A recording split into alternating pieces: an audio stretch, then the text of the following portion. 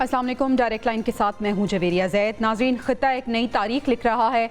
Saudi अरब की फ़िज़ाओं में वज़ीर आज़म पाकिस्तान शहबाज शरीफ के जहाज़ को जंगी तैयारों का प्रोटोकॉल, सऊदी वली अहद मोहम्मद बिन सलमान का पुरतपाक इस्तकबाल और सबसे बढ़कर वो तारीखी दिफाई मुआहदा जिसने दुनिया को चौंका दिया।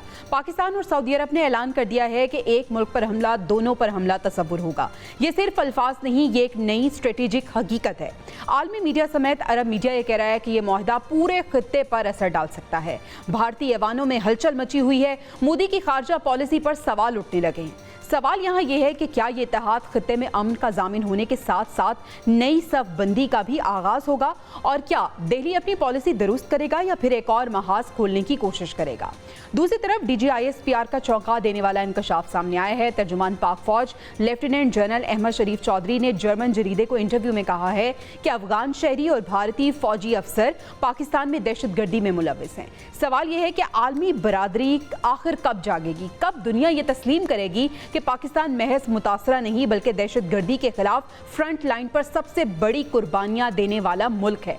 उधर भारत को एक और धचका लगा है। अमेरिका ने ईरान की चाबहार बंदरगाह पर इस्तिस्ना खत्म कर दिया है। अब यहाँ पे ये सवाल उठता है कि क्या दिल्ली की नाकाम खारजा पॉलिसी सामने नहीं आ रही है, और क्या पाकिस्तान अपनी जोग्राफियाई हैसियत को दुनिया के लिए नए मौके में ढाल सकता है या नहीं।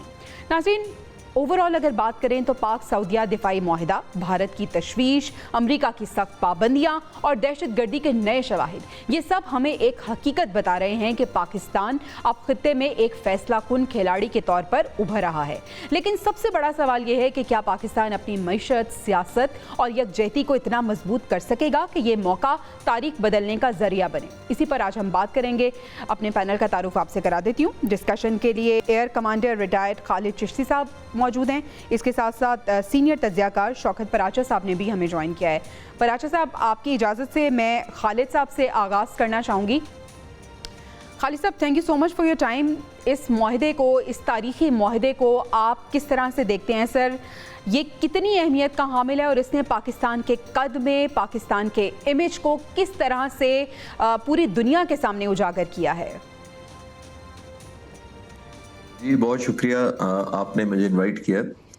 देखिए, ये है वक्त की, क्योंकि अब आपने देखा कि आहिस्ता आहिस्ता जो इजराइल का ख़ास तौर पर हौसला बढ़ता जा रहा था और उसका पर कोई चेक नहीं है और किस मुल्क की सवरेनिटी को रिस्पेक्ट नहीं कर रहा, तो ये जाहिर है ये ज़रूरत बन गई थी एक तमाम मुल्कों की कि अब इकट्ठे हों, क्योंकि आपने देख लिया है कि एक मुल्कों का रिजॉल्व होना और होता है और आपने दूसरी तरफ देखा है कि कैपेबिलिटी एक बिल्कुल और टुगेदर डिफरेंट है। इजराइल की के खिलाफ अरब मुल्कों की कैपेबिलिटी बहुत ज़बरदस्त है, लेकिन रिजॉल्व का मसला मुझे ये लग रहा है क्योंकि उनकी डिपेंडेंसी अमेरिका पर बहुत ज़्यादा थी और अमेरिका ने, आपने देखा है कि डिफेंस मैकेनिज्म में, फाइटर जहाज़ों में और बहुत सारी मिलिट्री हार्डवेयर में अपना एक इन्फ्लुएंस रखा हुआ था, जिसके अंदर मुझे लगता है कि वो कैपेसिटी बिल्ड तो ज़रूर की, लेकिन उस एनवायरनमेंट या एनेबलिंग एनवायरनमेंट नहीं दिया जब वो इस्तेमाल कर सके उनको, जिसकी वजह से देखा है कि और ऑयल फॉर डिफेंस वाला जो फार्मूला मिडल ईस्ट मुल्कों के साथ अमेरिका ने किया हुआ है, जिसका मतलब है कि एक डिस्काउंटेड स्पेशल रेट्स पर अमेरिका उनसे तेल लेता है, जिसके बदले में वो ये एश्योरेंस देता रहा है ओवर द ईयर्स कि उनका डिफेंस लुक आफ्टर करेंगे।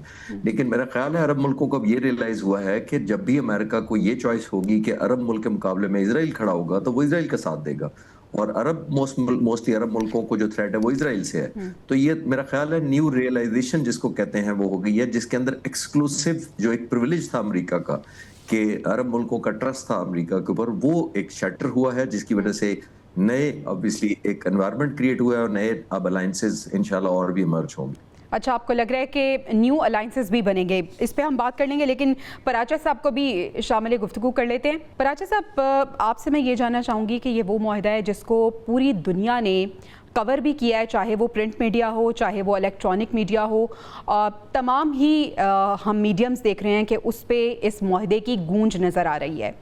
आप किस तरह से देख रहे हैं ये पेशरफ्त खित्ते के लिए कितनी ज़्यादा इंपॉर्टेंट है, और ख़ास तौर पे अगर हम पाकिस्तान की बात करें तो पाकिस्तान के लिए ये मुआहदा होना इस वक्त कितना अहमियत का हामिल है?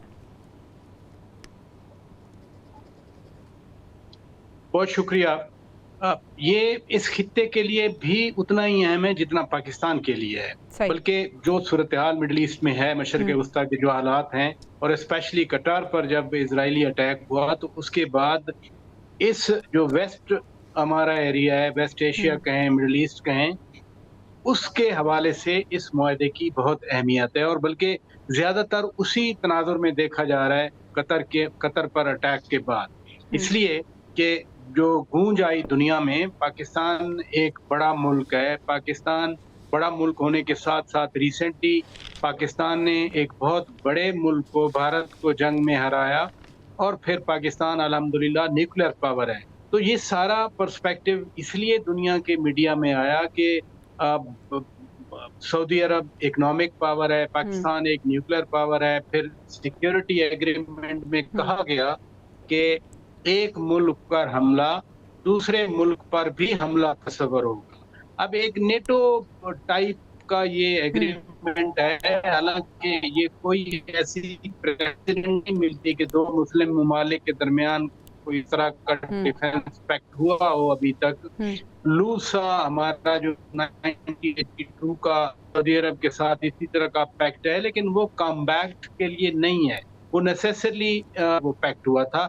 एक ब्रिगेड हमारी वहां पर मौजूद है, लेकिन ये जो एग्रीमेंट है इसमें वादे, इसके ऑब्जेक्टिव में, इसके मकासद में बता दिया गया कि अगर एक मुल्क पे अटैक होगा तो वो दूसरे मुल्क पर भी हमला तस्वर किया जाएगा। इसमें पाकिस्तान के लिए मेरा ख्याल है कि एक बहुत बड़ी अचीवमेंट है कि पाकिस्तान को मिडल ईस्ट के बहुत बड़े मुल्क ने, जो मुस्लिम वर्ल्ड का लीडर भी दिया, सऊदी अरब ने पाकिस्तान को इस काबिल समझा कि पाकिस्तान के साथ एक सिक्योर एग्रीमेंट। बिल्कुल, ऐसे पाकिस्तान को इस काबिल समझा, पाकिस्तान पे ट्रस्ट किया गया।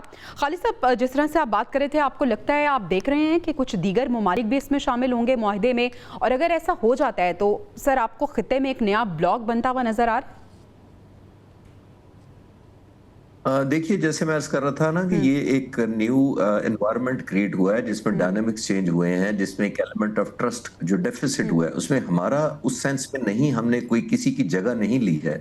एक जगह खाली की गई थी और अमेरिका ने खाली की है। जाहिर है, जैसे मैंने अर्ज किया कि एक कैपेबिलिटी होना, आपके व्यूअर्स की आसानी के लिए मैं पाकिस्तान की मिसाल देता हूँ। मई 2025 में जो 6 और 7 और खासकर 10 तारीख को जो हुआ, आपने देखा कि जिस तरीके से इस मुल्क के लोगों ने, मुसल्लह अफवाज ने इन जनरल और पाक फिजाइया ने पर्टिकुलरली, रात को 12 बजे 12:30 के करीब कॉम्बैट होती है, 125 जहाज हिस्सा ले रहे हैं। उसमें से जो आने वाले 85 के करीब जहाज जो अग्रेशन करना चाहते हैं, उनमें से 7 को वापस नहीं लैंड करने दिया।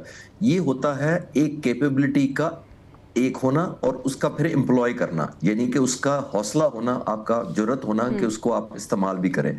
और हमने कोई रेजोल्यूशन पास नहीं किया था अगले दिन कि जी हम इंतजार करेंगे या ओआईसी का इजलास बुलाएंगे या मुस्लिम उम्मा को इकट्ठा करेंगे एक प्लेटफॉर्म में। हमने जवाब पहले दिया, जब वो जवाब पहुंच गया उसके बाद सारी दुनिया ने खुद ही रियलाइज कर लिया, जिसका मतलब ये होता है कि एक फतह अपने साथ एक ताकत लेकर आती है, एक रिकग्निशन लेकर आती है। वो अल्हम्दुलिल्लाह पाकिस्तान का और लोगों का मुकद्दर बनी।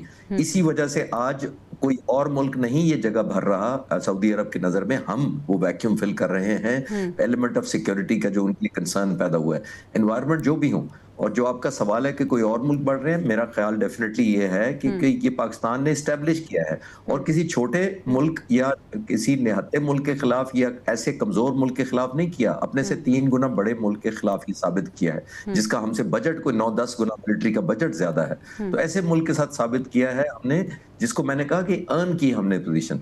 तो अब जाहिर है इसी वजह से आपकी दुश्मन और दोस्त सब के सब तारीफ करने पर मजबूर हुए हैं जो हमने जगह बनाई है। मैं आपसे कतर पे अटैक के तनाजुर में भी जानना चाहूंगी कि जिस तरह से इसराइल ने कतर पे अटैक किया और हमने देखा कि अमेरिका का बहुत बड़ा एलाय था कतर, लेकिन उसके बाद से अरब ममालिक जो हैं उन्हें ये थ्रेट मिला कि अगर कतर को अटैक किया जा सकता है तो किसी भी मुल्क पे अटैक किया जा सकता है।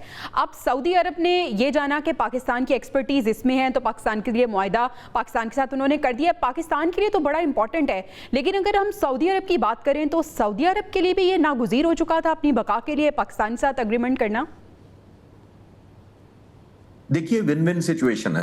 सही। और आपके नौजवान व्यूअर्स आप जैसे और बहुत सारे नौजवान होंगे जिन्होंने ये वाकया नहीं देखा होगा। मैं रिफ्रेश करता चलूं, मैं कल से बहुत सारे लोगों के अर्ज कर रहा हूं प्लीज सर। कि देखिए 20 नवंबर 1979 को, आज से तकरीबन 46 साल पहले, खाना काबा पर कुछ बदबख्त दहशतगर्दों ने कब्जा कर लिया था। जो इबादत गुजार थे उनको हॉस्टेज बना लिया था, और इस तरह बना लिया था कि मुख्तलिफ मौक़ात पर जनाजों की शक्ल में, यानी फेक जाली जनाजों की शक्ल में असला लाया गया था, अंदर बाहर टनल्स के अंदर छुपाया गया था, बेसमेंट में छुपाया गया था, कॉरिडोर्स में छुपाया गया था। और जब वो कब्जा हो गया, 200 से 250 टेररिस्ट थे, ये दहशतगर्द थे। सही। और फिर हुकूमत सऊदी अरब को उस वक्त भी 46 साल पहले भी एक ही मुल्क की याद आई थी कि कौन यहाँ पे इन लोगों को, दहशतगर्दों का कलाकमा कर सकता है। वो थे पाकिस्तानी कमांडोज, पाकिस्तान आर्मी के।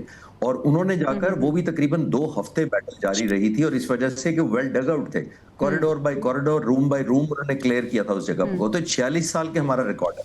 मुझे खुद भी एजाज है कि मैं पाकिस्तान में नेशनल डिफेंस यूनिवर्सिटी की तरफ से वहां ट्रेनिंग करवा चुका हूं जाकर सऊदी अरब में। तो ये आज की कोई कोलैबोरेशन नहीं है, हमारा रिस्पेक्ट का एक रहा है दोनों के दिलों के दरमियान। अब जैसे मैंने आखिरी बात इस पे ये है कि हमारे पास काबिलियत है, सीजन्ड अल्हम्दुलिल्लाह हमारी फोर्सेस हैं, बैटल टेस्टेड हैं, जंग में हमने आपको साबित किया है। हमारी कमी रही है तो जाहिर है इकोनॉमिक साइड पर रही है, रिसोर्सेज की रही है लिमिटेड की, और सऊदी अरब के पास वो वैक्यूम फिल करने के लिए जाहिर है बहुत ज्यादा है, एज कम्पेयर टू रिसोर्सेज बहुत ज्यादा है पाकिस्तान में। तो दोनों अपनी अपनी स्ट्रेंथ के साथ करीब आएंगे, जिसमें एक कैपेबिलिटी भी डेवलप होगी, और जैसे मैंने कहा कि हौसला भी एक दूसरे से सही। और जैसे आपने कहा कि विन विन सिचुएशन है। पर अच्छा साहब, भारत खासा परेशान है।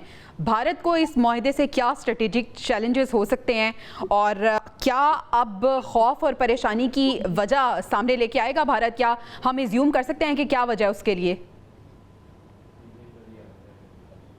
देखिए, जिस कॉन्टेक्स्ट में मैं बात कर रहा था पहले, उसी कॉन्टेक्स्ट में भारत को भी परेशानी है, और यकीनन इसराइल को भी परेशानी होगी। इसराइल को इसलिए परेशानी होगी कि पाकिस्तान एक न्यूक्लियर मुल्क है, और आज तक आपने देखा जब से ये 7 अक्टूबर 2023 में ये मामला चला, इसराइल के हमले शुरू हुए गजा पे, तो उसके बाद 6 ममालिक को इसराइल ने निशाना बनाया। आज भी साउथ लिबनन पे इसराइल ने अटैक किया, यमन को निशाना बनाया, सीरिया को निशाना बनाया, कटार एक दोस्त मुल्क है उसको निशाना बना चुका, ईरान पे अटैक कर दिया। तो पाकिस्तान वो वाहिद मुल्क है, जैसे एयर मार्शल साहब कह रहे थे, कि कैपेसिटी भी है, कैपेबिलिटी भी है, और उसकी डिमॉन्स्ट्रेशन भी पाकिस्तान कर चुका है। और पाकिस्तान ने जो डिमॉन्स्ट्रेट किया है वो इंडिया के खिलाफ किया है। ज्यादा उनके पास वेपन है, ज्यादा उनके पास जेट फाइटर्स हैं इंडिया के पास, लेकिन फिर भी 6 और 7 मई की दरमियानी शब में जो 58-59 मिनट्स की वॉर थी, एयर वॉर थी, उसमें पाकिस्तान ने जीत हासिल की, जिसका तज़किरा पाकिस्तान नहीं, जिसका सिर्फ पाकिस्तान नहीं करता, बल्कि सदर ट्रंप खुद मुतअद्दिद बार उसकी बात कर चुके हैं। लिहाजा ये इंटरनेशनली एस्टैब्लिश फैक्ट है। दूसरी बात ये है कि सऊदी अरब का पाकिस्तान के साथ इस तरह से करीब आना, इतना करीब आना, पाकिस्तान पर हमला, सऊदी अरब पर हमला तस्वर होगा। आप इमेजिन करें कि इंडियन बड़े खुश थे कि सऊदी अरब बहुत इन्वेस्टमेंट कर रहा है, $100 बिलियन की इन्वेस्टमेंट हो रही है। फिर जो एक्सपेट्रिएट इंडियंस हैं वो सऊदी अरब में बहुत सारी जॉब्स क्रिएट कर रहे हैं, देख रहे हैं, उन पे रिक्रूट हो रहे हैं, क्योंकि वेस्ट ने इंडिया को कंटेनमेंट ऑफ चाइना के पॉलिसी के तहत वेस्ट ने इतना प्रोजेक्ट किया था, यानी एशिया पैसिफिक की बजाय इंडो पैसिफिक कह रहे थे, फिर कहते थे पिवट ऑफ एशिया है, नेट सिक्योरिटी प्रोवाइडर है। वो मई वाली जंग, तो पराशा साहब, इस मुआहदे से फिर सऊदिया के इंडिया के साथ जो ताल्लुकात हैं वो तो यकीनन मुतासिर होंगे।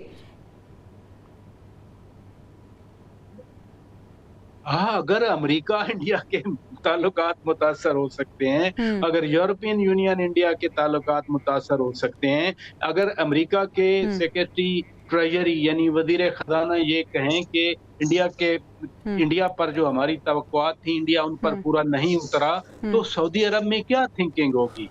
यानी पाकिस्तान की जीत ने वो पूरा एक स्पेक्ट्रम चेंज कर दिया। पाकिस्तान का इमेज क्या ऊपर गया, बल्कि जो असल हुआ इस खित्ते में, जो रियल एक परसेप्शन है, यानी जो रियलिटी है, जो कि परसेप्शन अगेंस्ट थी उसकी, वो रियलिटी सामने आ गई कि नहीं, it's not India that is a net security provider, it's Pakistan that's a net security बिल्कुल ऐसा प्रोवाइडर। ही है, और बिल्कुल ऐसे इसी वजह से आपने देखा कि सिर्फ मुआहदा नहीं हुआ, बल्कि पूरी रॉयल फैमिली खुद his royal highness crown prince and prime minister of Saudi Arabia Mohammed bin Salman, जो कि जफ्फियां लगा रहे थे पाकिस्तान की क़यादत के साथ, ये सारा एक वो वार्मथ है। और ये सिर्फ हमने नहीं देखा, ये पूरी दुनिया ने देखा है कि जैसे ही तैयारा एंटर होता है सऊदी अरब की हुदूद में तो किस तरह से शानदार इस्तकबाल किया गया। खालिद साहब, मोदी की अगर हम बात करें तो उसकी खारिजा पॉलिसी पर बहुत से सवाल उठ रहे हैं। अगर हम सिफारती महाज की बात करें तो ये मुआहिदा सिफारती नाकामी करार दिया जा रहा है, आप किस तरह से देख रहे हैं इसको? देखिए, मैं इस तरह देख रहा हूँ कि देखिए हर मुल्क जो है जो आपके साथ में आएगा वो अपनी नेशनल इंटरेस्ट के हिसाब से काम करेगा। मेरा ख्याल है 28 लाख के करीब हिंदुस्तानी काम करते हैं हिंदुस्तान के वहां पर सऊदी अरब में। मैं इसको ऐसे नहीं देख रहा कि पाकिस्तान की दोस्ती का मतलब है हिंदुस्तान के साथ दुश्मनी सऊदी अरब के पॉइंट ऑफ व्यू से।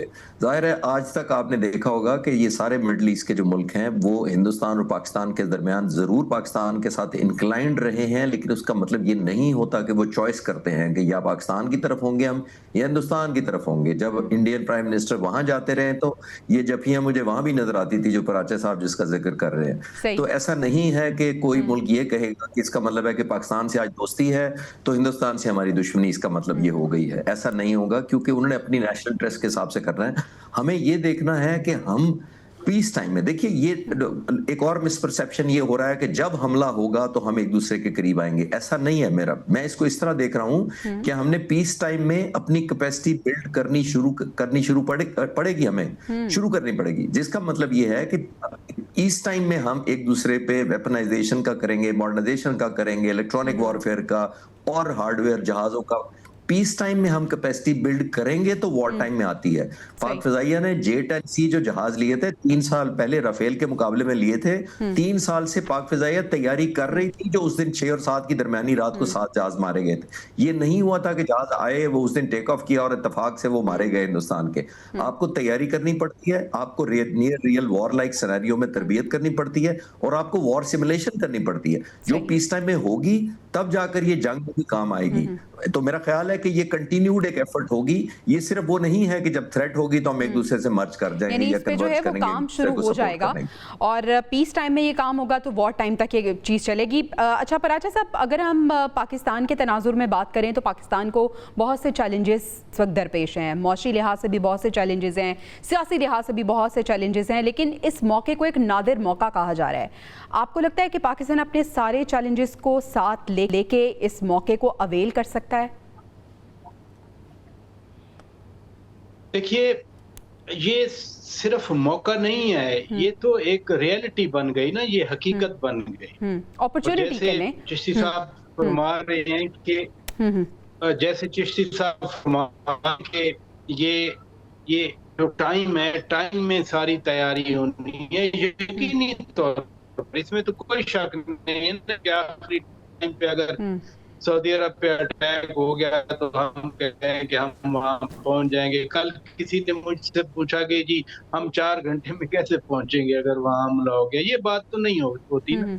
बात ये है कि इसी एग्रीमेंट में जो कंपोनेंट्स की तरह मौजूद हैं, जिसमें इकोनॉमिक ऑपरेशन है, जिसमें पीपल टू पीपल कांटेक्ट है, जिसमें यानी अवामी रवाबत का फरोग जिसको कहते हैं, इसी में शामिल है सिक्योर कोलैबोरेशन, और वो पहले से भी है। मसलन वंस मैं एक बार मिला वहाँ के नेवल चीफ से, सऊदी अरब के नेवल चीफ से, उन्होंने मुझे बताया कि मैंने पाकिस्तान नेवी से ये ट्रेनिंग हासिल की। वो कराची में रहे, बड़ी अच्छी तरह कराची को जानते थे, और हंड्रेड्स ऑफ थाउजेंड्स ऑफ उनके ऑफिसर्स हैं जो कि यहाँ काकूल एकेडमी में भी ट्रेनिंग ले चुके होंगे, हमारी एयर जो ट्रेनिंग एकेडमीज हैं वहाँ भी ली होंगी। लेकिन फर्क अब ये है कि पहले वो जैसे श्रीलंका के ऑफिसर यहाँ के फॉरेन सर्विस एकेडमी में पद किया, वो ट्रेनिंग लेते हैं। अब ये पैक्ट की शक्ल दे दी गई है। पैक्ट क्या है? सिक्योरिटी का पैक्ट है, स्ट्रेटेजिक म्यूचुअल डिफेंस एग्रीमेंट। अब ये नहीं है कि हमारी जो दोस्ती थी उसी दोस्ती की बुनियाद पर हम कहें कि हम आपकी मदद करेंगे, आप हमारी मदद करेंगे। अब बाकायदा एक पैक्ट आ गया। और मैं पहले भी कह रहा था आपसे कि नेटो में ये एक आर्टिकल 6 है या 7 है उसमें, या 5 है उसमें शामिल है कि एक मुल्क पे हमला दूसरे मुल्क पे हमला तस्वर किया जाएगा, और फिर नेटो पे कोई इसलिए अटैक नहीं करता कि कंबाइंड उनकी जो सिक्योरिटी ऑब्लिगेशन है, वो डिफेंस ऑब्लिगेशन है, वो जरूर करार पाई जाती है। अब ये शिक आई है और इसको सऊदी अरब ने भी कहा है, सऊदी मीडिया ने बिल्कुल यही हेडलाइन लगाई है। पाकिस्तान हम तो वैसे ही खुश हैं, हम तो ऑलरेडी के साथ हैं जो 1982 पैक्ट है, या उससे पहले इवन आप देखें कि जो दूसरी इस्लामी सरबराही कॉन्फ्रेंस में किंग फैसल शहीद और जुल्फकार अली भुट्टो शहीद वही रूहे रवां थे इस पूरी मुस्लिम उम्मा को इकट्ठे करने में। आप पहले भी बात कर रही थी खुद भी कि इसमें और मुल्क भी शामिल हो सकते हैं, और नायब वजीर आजम वजीर खारजा इसहाक डार साहब ने लंदन में यही बात की है। उन्होंने कंफर्म किया है रादर कि और मुल्क शामिल होना चाह रहे हैं। ख्वाजा आसिफ साहब ने कहा दिफाई मुआहदे में दीगर अरब ममालिक की शमूलियत के लिए हमने दरवाजे बंद नहीं किए, और हो सकता है कि दीगर ममालिक भी इसमें शामिल हो सकें। मैं अपने दोनों मेहमानों का शुक्रिया अदा करना चाहूँगी, air commodore retired Khalid Chishti साहब और शौकत पराचा साहब, आप दोनों का बहुत शुक्रिया। नाज़रीन, हमें ब्रेक पे जाना है, ब्रेक से वापस आएंगे तो हम बात करेंगे DGISPR ने एक इंटरव्यू दिया है, वो क्या कह रहे हैं, ब्रेक के बाद इसको तफसीली जानेंगे। Stay with us. Welcome back नाज़रीन। DGISPR लेफ्टिनेंट जनरल अहमद शरीफ चौधरी ने एक इंटरव्यू दिया है और उन्होंने वाज़े तौर पर ये कहा है कि अफ़गान शहरी और भारतीय अफसर पाकिस्तान में दहशत गर्दी में मुलव्विस हैं। इसी पे बात करने के लिए ब्रिगेडियर रिटायर्ड मसूद खान साहब हमारे साथ मौजूद हैं और एहसानुल्लाह टीपू महसूद साहब ने भी हमें ज्वाइन किया। आप दोनों मेहमानों का शुक्रिया अदा करना चाहूँगी। ब्रिगेडियर साहब, DGISPR ने एक बार फिर ये वाज़े कर दिया है कि भारत और गैर कानूनी तौर पर मुकीम अफ़गान बाशिंदे पाकिस्तान में दहशत गर्दी में मुलव्विस हैं। आप किस तरह से इसको देखते हैं, और अब वक्त आ चुका है कि हमें अमली तौर पर कुछ सख्त फैसले, कुछ सख्त इकदाम उठाने चाहिए, आप किस तरह से रीड कर रहे हैं इसको? बहुत शुक्रिया। देखिए, ऑलरेडी मेरे ख्याल में हम उस डायरेक्शन पे हम कदम उठा चुके हैं और स्टेप्स हम ले रहे हैं, और इसमें तो कोई शक ही नहीं है कि 100% इंडिया की इन्वॉल्वमेंट है। और इंडिया की इन्वॉल्वमेंट आज से नहीं है, 1950 में इंडिया और अफगानिस्तान का एक फ्रेंडशिप ट्रीटी हुई थी, उसके बाद से जो इंडिया वहाँ पे दाखिल हुआ और आज तक इंडिया वहाँ पे मौजूद है। चाहे वो देखें, अगर आप पीछे जाए, पश्तून ज़ल्मी भी उन्होंने, इन दोनों ने मिलकर बनाई है, पश्तूनिस्तान का स्टंट भी इन्होंने छोड़ा था, सो का ड्यूरन लाइन की कहानी थी, Balochistan people's liberation front Balochistan Quetta में जो बनी थी, सब्सिक्वेंटली वो शिफ्ट कंदहार में हो गई। और देखें कि पीक टाइम था अशरफ गनी और करज़ई के 20 साल में, there were 66 terrorist camps inside Afghanistan. Afghanistan के हर जो प्रोविंस में जो गवर्नर के साथ देयर वाज ए रॉ ऑफिशियल, तो वो एक ताने बाने थे। अनफॉर्चुनेटली देखिए, हमारी एक्सपेक्टेशन अफगानिस्तान से बहुत थी। तालिबान के आने के बाद हमने खुशियां मनाई कि अभी हमारा वेस्टर्न फ्रंट क्लियर होगा, लेकिन अनफॉर्चुनेटली अब भी वही हालात हैं, क्योंकि तालिबान जो है एज ए लेवरेज के तौर पे ये फितनल खारिज, फितनल हिंदुस्तान को हमारे अगेंस्ट यूज कर रहे हैं, एज ए प्रेशराइज करने के लिए, ब्लैकमेल करने के लिए, और presence of terrorist inside Afghanistan. आज भी देखें, हमारे जो आसिम इफ्तिखार साहब है, representative at united nation, he said there are 60 camps, में तो शक ही नहीं है वहां से ऑपरेट कर रहे हैं। पाकिस्तान हैज प्रोवाइडेड इररिफ्यूटेबल एविडेंस की इंडिया की वहां पे इन्वॉल्वमेंट है। दैट इज वन थिंग, इसमें कोई शक नहीं है। इंडिया भी है, अफगानिस्तान भी है, फैसिलिटेशन हो रही है, दैट इज वन थिंग। अब जो अफगान रेफ्यूजीज यहाँ पे थे, अफगान इलीगल जो अफगान यहाँ पे थे, तो पीक टाइम में देखें जब 79 में जब आए थे तो उस वक्त 55 लाख के करीब ये यहाँ पे थे। सब्सिक्वेंटली इलीगल 3 मिलियन प्लस थे, डॉक्यूमेंटेड 1.4 मिलियन थे। मैं खुद अफगान रेफ्यूजीज कमिश्नर बलोचिस्तान रहा हूँ फॉर 6 ईयर्स, सो मैं इनको डील करता रहा हूँ। तो देखें कहीं भी अफगानिस्तान पाकिस्तान के अंदर आप अगर सही अभी भी जाएंगे तो you will find millions still, बहुत सारे तो मर चुके with the local population. Balochistan में this is one of the factors में बलोच पश्तून में एक डिवीजन इसी वजह से ब्रिगेडियर साहब, तो फिर इनके ग्रजेस क्या हैं? पाकिस्तान ने इतना अरसा इतने टाइम से इनको होस्ट किया, इनको पनाह दी, लेकिन अभी भी ये कहना पड़ रहा है DGISPR को कि काबुल की हुकूमत मुखलिस नहीं है। बिल्कुल मुखलिस नहीं है। अनफॉर्चुनेटली मैं तो कहता हूँ कि मजबूरन के हर दफा कहना पड़ता है अनग्रेटफुल लोग हैं। हमने उनके लिए लड़ाइयाँ भी लड़ी, जंगे भी लड़ी, फ्रंट पे भी रहे, फैसिलिटेशन भी की, ट्रांजिट ट्रेड भी हमने फैसिलिटेट किया, रेफ्यूजीज को हमने यहाँ अकोमोडेट किया, उनको ट्रेनिंग भी दिलवाई और सब कुछ किया। किसके बावजूद अब देखें कि अनफॉर्चुनेटली कुछ नहीं है। अभी आप देखें, अभी भी तश्कील जो आ रहे हैं अफगान नेशनल्स भी आ रहे हैं, आपके 200 प्लस तो हमने मारे हैं, 27 सुसाइडल में से ऑलमोस्ट 18 तो अफगान नेशनल्स हैं। तो पाकिस्तान देखें, दैट्स वाई अब स्टेट डिपार्टमेंट्स ने डिक्लेयर कर दिया ना कि मजीद ब्रिगेड और BLA they are operating from Afghanistan, they are foreign terrorist organisation. वो भी सबूत है, सेंटकॉम वाला भी मानते हैं, united nation analytics support section monitoring team भी मांगती है, रशियंस भी कहते हैं, चाइनीज भी कहते हैं। So everybody has tried. So मेरा ख्याल में सब कुछ फेल हुआ है। सो लेकिन पाकिस्तान देखें डायलॉग तो खुला रखेगा, लेकिन जहां पे पाकिस्तान की सॉवरेनिटी की बात आएगी तो पाकिस्तान स्ट्राइक्स करने में बिल्कुल इसमें टाइम नहीं लगेगा। बिल्कुल ऐसे ही पाकिस्तान ने पूरी दुनिया को दिखा दिया है मेरे ख्याल में। टीपू साहब, आप किस तरह से इसको देख रहे हैं? अफगान बाशिंदे पाकिस्तान में आके दहशतगर्दी कर रहे हैं, फिर अफगानिस्तान की सरजमीन पाकिस्तान के लिए खिलाफ हो रही है, क्या ग्रजेज हैं जो ख़त्म नहीं हो रहे? यहाँ पे जो अफगानिस्तान का मामला है वो बहुत ज्यादा कॉम्प्लिकेटेड हो चुका है और मेरी पर्सनल असेसमेंट तो यही है कि पाकिस्तान के खिलाफ फुल ब्लोन वॉर जो है वो यानी अभी हो रही है। आप अगर खैबर पख्तूनख्वा में देखें, बलूचिस्तान में देखें, अभी तो वो जो सुसाइड अटैक्स है वो तकरीबन रूटीन का एक मामला बनता जा रहा है। तो इस हवाले से यानी वेस्टर्न फ्रंट पे पाकिस्तान को बहुत सख्त किस्म के इकदाम उठाने होंगे और इंटरनल सिक्योरिटी जो है उस पर भी काम करना होगा। यहाँ पे भी कुछ लूप होल्स हैं इंटरनल सिक्योरिटी में, उसमें कैपेसिटी बिल्डिंग के इशूज आ रहे हैं, चाहे जो सिविलियन लॉ एनफोर्समेंट है, स्पेशली पुलिस खैबर पख्तूनख्वा की अगर देखें तो ये इस तरह के मामला हैं कि और नेशनल सिक्योरिटी के मामला हैं कि मेरे ख्याल में इस पे कोई कंप्रोमाइज भी नहीं होना चाहिए। पॉलिटिकली भी जो पॉलिटिकल फोर्सेस हैं, चाहे वो अपोजिशन में हो चाहे गवर्नमेंट में हो, उसको भी ये चीजें कन्वे करनी चाहिए कि इस पे कोई यानी हम समझौता नहीं करेंगे। अफगानिस्तान का जहाँ तक इशू है तो वो तो जिस तरह ब्रिगेडियर साहब ने भी कहा कि काफी एक्सपेक्टेशन थी यहाँ पे, कैलकुलेशन कि अफगान तालिबान की गवर्नमेंट आएगी तो सिक्योरिटी के मामला जो है वो यानी एड्रेस होंगे, लेकिन वो मजीद खराब हो गए। और उसमें अक्सर जो हमसे यानी एक मैं गलती कहूंगा कि वो नजरियाती पहलू है, जो आइडियोलॉजिकल एक इशू आ रहा है बार बार, तो उसको भी एड्रेस करना पड़ेगा। तो उसमें जो उलमाए कराम है उसका जो किरदार है वो भी प्रोमिनेंट करना पड़ेगा। अब रिसेंटली भी हमने देखा है कि जो पाकिस्तानी तालिबान के सरबराह नूर अली महसूद, उनके 2 जो डिग्रियां हैं उसको रिवोक किया है जो मदरसे हैं कराची में। तो मेरे ख्याल में कि ये भी एक प्रेशर बनेगा TTP पे भी, अफगान तालिबान पे भी।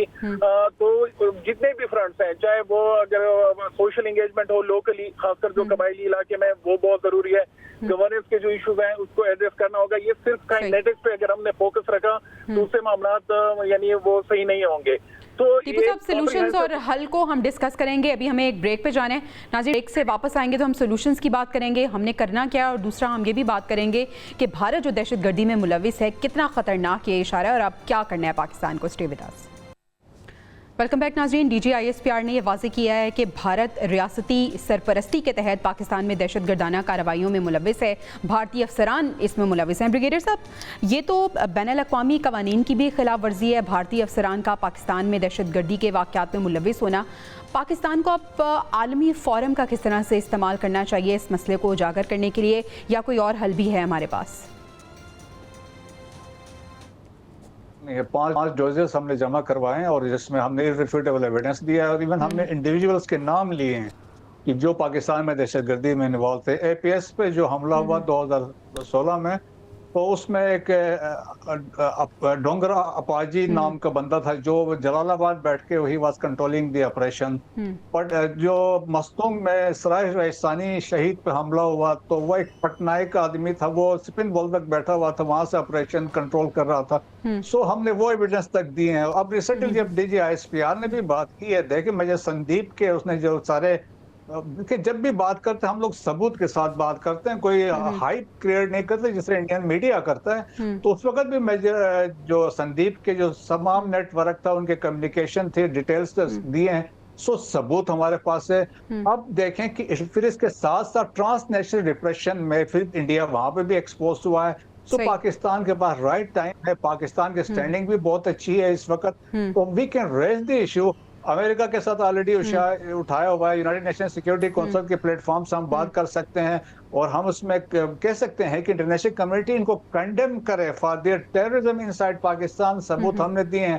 ट्रांसनेशनल रिप्रेशन है। दुनिया को ये भी देखना चाहिए, कतर में स्पिनाच में ये पकड़े गए, ब्रसल्स में EU में ये लोग पकड़े जाते हैं कि ये पाकिस्तान के कर रहे हैं। और इसके अलावा वाशिंगटन पोस्ट, पाकिस्तान के अंदर देखें जो कश्मीरियों की असैसिनेशन हुई है, 20 कश्मीरी, गार्डियन ने स्टोरी की और राजनाथ सिंह ने कहा ठोंक के हमने मारे हैं। अच्छा, वो भी सबूत है। और देखें का सबूत मानते हैं। माय एनिमी इज एनिमी किताब लिखी अविनाश पलीवाल ने, उसने 100% डिटेल्स दी है किस तरीके से पाकिस्तान को वो यूज टेररिस्ट एक्टिविटीज के लिए अफगानिस्तान को यूज करते रहे। सो पाकिस्तान हर तरफ से सबूत है, लेकिन इंटरनेशनल कम्युनिटी में लेके जाए, अभी हमारे पास यही मौका है। अच्छा ब्रिगेडियर साहब, आपने मौके की बात की, आपने टाइमिंग की बात की। टीपू साहब, यही सवाल आपके सामने रखना चाहूंगी। पाकिस्तान के अगर हम स्टेटस को कंपेयर करें, पाकिस्तान का स्टेटस पाक इंडिया कॉन्फ्लिक्ट के बाद, फिर अभी जो सऊदी अरब के साथ एक अग्रीमेंट हुआ है उसके बाद, आप किस तरह से देखते हैं? फिर अब ये DG ISPR ने वाजे किया है कि अफगानिस्तान और भारत इसमें मुलविस हैं। अब पाकिस्तान का स्टेटस किस तरह से है? पहले जो कोशिशें की सिफारती सतह पर पाकिस्तान ने, वो तो ठीक है, बहुत बेहतर कोशिशें थी, लेकिन कितना मजबूत स्टैंड है अब पाकिस्तान को और अब क्या करना चाहिए पाकिस्तान को?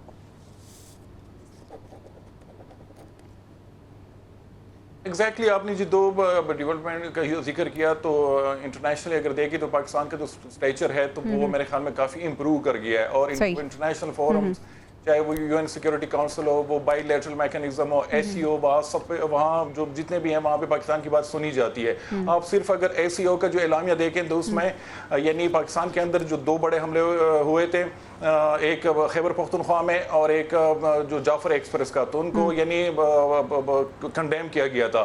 तो मेरे ख्याल में पाकिस्तान की जो बात है वो अब इंटरनेशनल कम्युनिटी उनको सुन भी रही है और उसमें जो ट्रंप एडमिनिस्ट्रेशन है उनकी तरफ से भी मैं कहूँगा कि एक कंट्रीब्यूशन है कि जिस तरीके से उन्होंने BLA मजीद ब्रिगेड को FTO डिक्लेयर किया, फॉरेन टेररिस्ट ऑर्गेनाइजेशन।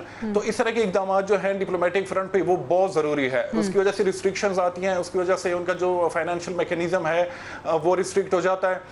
तो और अफगानिस्तान जो है मेरे ख्याल में अभी एक प्रेशर में आ रहा है। कल अगर आप बयान देखे प्रेसिडेंट ट्रंप की तरफ से कि उन्होंने बगराम की दोबारा से बात की और ट्रंप जो है वो रिपीटेडली बगराम का जिक्र वो कर रहा है और उन्होंने चाइना के कॉन्टेक्स्ट में ये बात की कि हम हो सकता है दोबारा से बगराम को वापस लें और ये हमें नहीं देना चाहिए था। वहाँ पे लिमिटेड जो प्रेजेंस थी अमेरिकन ट्रूप्स की वो होनी चाहिए थी बगराम में।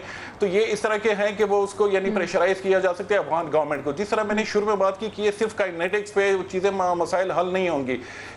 इसके वाले से यानी आपको यानी जो डिप्लोमेटिक फ्रंट है वहाँ पे भी बहुत प्रोएक्टिव होना पड़ेगा और अफगान गवर्नमेंट में अभी भी कहता हूँ कि उनको भी एंगेज करने की ज़रूरत है। इंडिया की हमेशा से ये कोशिश रही है, चाहे वो पिछली जो हुकूमत थी अशरफ गनी हामिद करज़ई की, कि वो यानी टेंशन चाह रहा है कि इन दोनों ममालिक के बीच में टेंशन हो और वो उसको एक्सप्लॉइट कर सके। तो मेरे ख्याल में वो मौका इंडिया को नहीं मिलना चाहिए। टीपू साहब, आप इंडिया के इंटेंशंस की बात करें, ब्रिगेडियर साहब, इंडिया की जो इंटेंशंस हैं वो किस तरह पाकिस्तान को हिट कर सकती हैं? क्योंकि उसे कभी भी नहीं भाता कि पाकिस्तान का नाम पूरी दुनिया में रोशन हो और अभी हम देख रहे हैं ये वही वक्त है कि पूरी दुनिया पाकिस्तान की बहादुरी की, अफवाज पाकिस्तान की मोतरफ है। फिर ये अग्रीमेंट हो जाना और पूरी दुनिया का जो मीडिया है वो इस वक्त पाकिस्तान की बात कर रहा है, अग्रीमेंट की बात कर रहा है।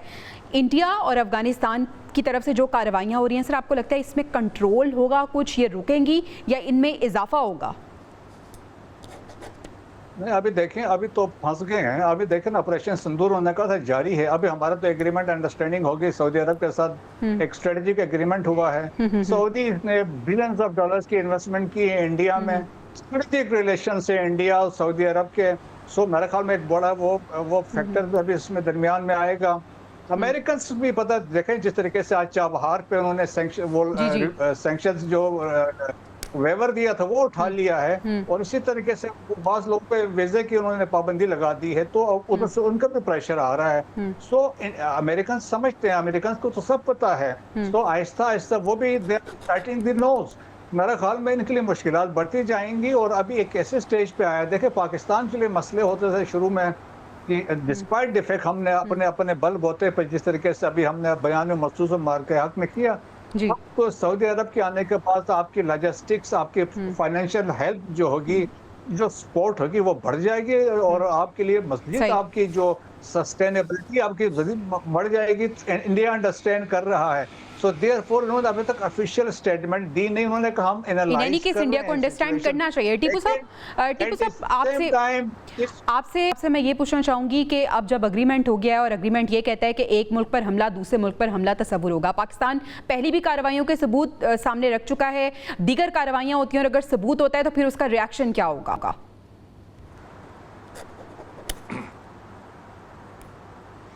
रिएक्शन तो मेरे ख्याल में ये जो बायलैटरल एक डिफेंस डील हुई है तो सऊदी अरब को क्या अगर इंटरनेशनल स्टेचर देखें तो वो यानी हर लिहाज से यानी उनकी अपनी एक हैसियत है, और पाकिस्तान भी एक न्यूक्लियरली आर्म्ड कंट्री है, उसको भी कोई इग्नोर नहीं कर सकता। तो कुछ यानी कंट्रीज रीजन में उन्होंने कोशिश की थी कि पाकिस्तान को इग्नोर आइसोलेट किया जा सके डिप्लोमेटिक फ्रंट पे, लेकिन पाकिस्तान ने वो चीज़ साबित की कि इंडिया जैसे मुल्क उनके खिलाफ जिस तरीके से उन्होंने परफॉर्म किया और वो उनको इंटरनेशनल रिकग्निशन भी मिली। तो मेरे ख्याल में कि ये जो डिफेंस डील हुई है यानी दो जो मुस्लिम वर्ल्ड के बड़े डिफेंस डील जो हुई है ये पाकिस्तान के लिए बहुत ज़्यादा इंपॉर्टेंट है, और यकीनन पाकिस्तान का जो एक कद है वो पूरी दुनिया में बुलंद हुआ है। नाज़रीन इजाज़त दीजिए, ब्रिगेडियर साहब, टीपू साहब, आपका शुक्रिया अदा करना चाहूँगी। इंशाल्लाह आपसे अगले हफ्ते मुलाकात होगी। अल्लाह निगहबान।